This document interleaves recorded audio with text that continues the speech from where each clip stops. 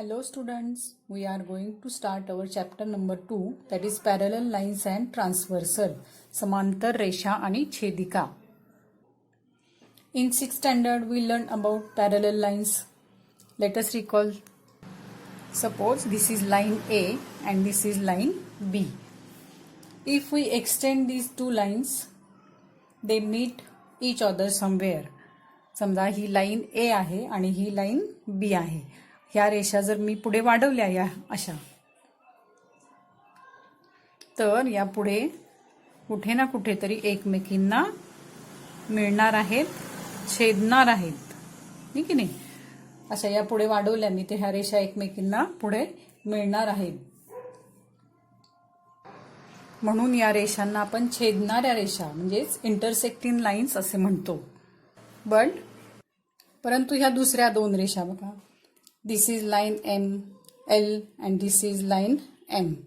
If we extend these two lines, they do not intersect each other. ह्या जर पुढे मी कितीही वाढवल्या तरी एकमेकींना छेदणार नाहीत. Therefore, these two lines are called as parallel lines. That is, the lines in the same plane which do not intersect each other are called parallel lines. म्हणजेच एकाच प्रतलात असणाऱ्या परंतु एकमेकींना न छेदणाऱ्या रेषांना आपण समांतर रेषा असे म्हणतो. हे आपण मागील इयत्तेत पाहिलेलं आहे.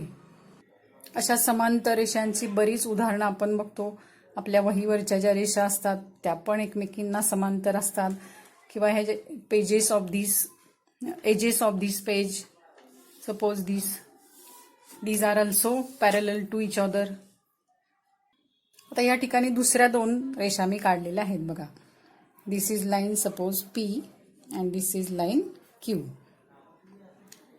या रेषा कशा आहेत, एकमेकींना समांतर आहेत. जरी ही छोटी असली ही मोठी असली तरी सुद्धा ह्या पुढे कितीही वाढवल्या आपण तरी एकमेकींना छेदणार नाहीत. म्हणजे त्या समानच असल्या पाहिजेत असं काही नाही, फक्त त्या दोघीतलं जे अंतर आहे, हे difference between these two lines is same. ह्यातलं अंतर मात्र ह्या दोघीतलं समान पाहिजे तर त्या पॅरलल असतात. त्याची लांबी किती आहे याच्यावर अवलंबून नाही त्या पॅरलल आहेत का नाही ते, परंतु यातलं जे अंतर आहे ते मात्र समान असलं पाहिजे. Now transversal. ट्रान्सव्हर्सल म्हणजे छेदिका म्हणजे काय ते आपण बघूया. Suppose this is line M, this is line N. They are not parallel lines. त्या काही ह्या समांतर रेषा नाहीत, ह्या एकमेकींना छेदणाऱ्या रेषा आहेत. And this is third line which intersects these two lines at point A and at point B. And this line is suppose line L. So line L is called as transversal of these two lines. म्हणजेच ही या दोन रेषा आहेत, या दोन रेषांना ही तिसरी रेषा जी आहे L रेषा ती दोन भिन्न बिंदूत छेदते. म्हणून ह्या तिसऱ्या रेषेला या दोन रेषांची छेदिका असं आपण म्हणतो. That is, if a line intersects given two lines in two distinct points, distinct means different points, then that line is called as transversal of those two lines. Now, due to this transversal, there are two distinct points of intersection, point A and point B. At each point, four angles are formed. This angle, this angle, this angle, and this angle. Hence, and at point B, here four angles are formed. Hence, there are 8 angles in all. Each of these angles has one arm on the transversal and other is on one arm of the given lines. बघा या आकृतीमध्ये हे जे छेदनबिंदू आहेत A आणि B, या छेदनबिंदूंच्या जवळ या ठिकाणी 4 आणि या ठिकाणी 4 असे 8 कोन तयार झालेले आपल्याला दिसत आहेत. या 8ही कोनांपैकी प्रत्येक कोनाची एक बाजू छेदिकेवर आहे. हा जो कोन या ठिकाणी तयार झालेला आहे याची ही बाजू छेदिकेवर आहे. तसंच हा कोन तयार झालाय, याची एक बाजू छेदिकेवर असं आहे. असं ह्या 8ही कोणांच्या बाबतीत हे असं झालेलं आहे की त्याची एक बाजू छेदिकेवर आहे आणि दुसरी बाजू ही कोणत्या तरी एका रेषेवर आहे. यांचा उपयोग करून काही कोनांच्या जोड्या ठरवलेल्या आहेत. तर त्या कोणत्या जोड्या आहेत कोनांच्या ते आपण बघणार आहोत अँगल्स मेड बाय ट्रान्सव्हर्सल मध्ये. पहिला बघणार आहोत करस्पॉन्डिंग अँगल्स म्हणजे संगत कोन. त्याच्यासाठी तीच आकृती मी पुन्हा इथं काढलेली आहे बघा या ठिकाणी. Suppose this is angle A, angle B, angle C and angle D.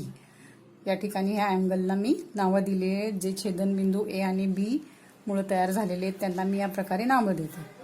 A B C D E F G and H. Now, which angles are corresponding angles? See, if the arms of the transversal of a pair of angles are in the same direction and the other arms are on the same side of transversal. हा ए angle बघा आणि हा E angle बघा. ह्या ए अँगलची ही छेदिकेवरची भुजा आहे आणि ह्या ई अँगलची ही छेदिकेवरची भुजा आहे. ही एकाच डायरेक्शन मध्ये आहे. These arms are at same direction आणि ही छेदिकेवर नसलेली भुजा आहे ही छेदिकेच्या एकाच बाजूला आहेत. अशा अँगल्सला करस्पॉन्डिंग अँगल्स असं म्हणतात. छेदिकेच्या एकाच बाजूच असलेले हे जे ए आणि ई अँगल आहेत हा आणि हा यांना आपण पेअर ऑफ करस्पॉन्डिंग अँगल म्हणणार. This is first pair of corresponding angle. Now see angle B and angle F. इथं सुद्धा काय आहे, ही छेदिकेवरील भुजा आहे. ही छेदिकेवर नसलेली भुजा आहे. इथं ह्या F अँगलची ही छेदिकेवरील भुजा आणि ही छेदिकेवर नसलेली भुजा. छेदिकेच्या या बाजूस असणारे हे दोन कोन आहेत त्यामुळे हे करस्पॉन्डिंग अँगल आहेत. हे दोन झाले वरच्या बाजूचे लिहिले. आता मी इकडं खालच्या बाजूला बघते. आता इथं C and G and D and H. These angles are also pairs of corresponding angles. म्हणजे बघा या ठिकाणी angle A and angle E, then angle C and angle G are pairs of corresponding angles. ह्या एका बाजूचे झाले. तसंच angle B and angle F, angle D and angle H. This is fourth pair of corresponding angles. Now interior angles म्हणजेच अंतरकोन. Now see this figure again.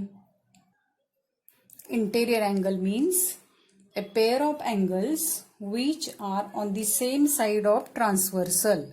This is transversal. ट्रान्सव्हर्सलच्या या बाजूला असणारे आणि इनसाइड दी गिव्हन लाईन्स म्हणजे आतल्या बाजूला असणारे म्हणजेच angle C and angle E and here angle D and angle F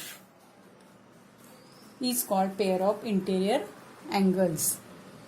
म्हणजे या ठिकाणी बघा ह्या दोन रेषांच्या आतील बाजूस आहेत हे कोन आणि छेदिकेच्या एकाच बाजूस. ही छेदिका आहे. छेदिकेच्या या बाजूस आहेत एकाच बाजूस आणि आतील बाजूस. तसंच छेदिकेच्या या बाजूस असणारे हे आतील बाजूस असणारे कोन म्हणजेच interior angles. Angle C and angle E this is first pair and angle D and angle F this is second pair. Now alternate angles means विक्रम कोन. Angles which are on the opposite sides of transversal and their arms on the transversal show opposite direction. म्हणजे बघा छेदिकेच्या विरुद्ध बाजूस असणारे म्हणजे ही छेदिका आहे. हा अँगल आणि हा अँगल छेदिकेच्या विरुद्ध बाजूस आहेत. तसंच हा डी आणि ई अँगल हा छेदिकेच्या विरुद्ध बाजूस आहे आणि छेदिकेवरील भुजा विरुद्ध दिशा दर्शवतात यांची. ह्या अँगलची छेदिकेवरील भुजा ही आहे. या अँगलची छेदिकेवरील भुजा ही आहे. ह्या एकमेकांच्या विरुद्ध आहेत. त्यामुळे angle C and angle F and angle D and angle E are called alternate angles. आता हे आतल्या बाजूला आहेत, इंटेरियर अल्टरनेट अँगल्स, त्यामुळे त्यांना म्हणतात. Angle C, angle F, this is first pair of interior alternate angle, and angle D and angle E. This is second pair of interior alternate angle. आता हे आतल्या बाजूला आहेत, तसेच बाहेरच्या बाजूला सुद्धा हे आहेत. बघा या ठिकाणी हा अँगल बी आहे आणि हा अँगल जी आहे. हे सुद्धा कसे आहेत, छेदिकेच्या विरुद्ध बाजूस आहेत. छेदिकेवर असणाऱ्या भुजा विरुद्ध दिशा दर्शवतात. त्यामुळं हे अँगल बी आणि अँगल जी आहे हा सुद्धा विक्रम कोन आहे आणि ह्याला एक्सटिरियर अल्टरनेट अँगल्स असं म्हणतात. Angle A and angle H, angle B and angle G, these are the exterior alternate angles. बाह्य विक्रम कोन आणि आंतरविक्रम कोन असं त्यांना नावं आहेत.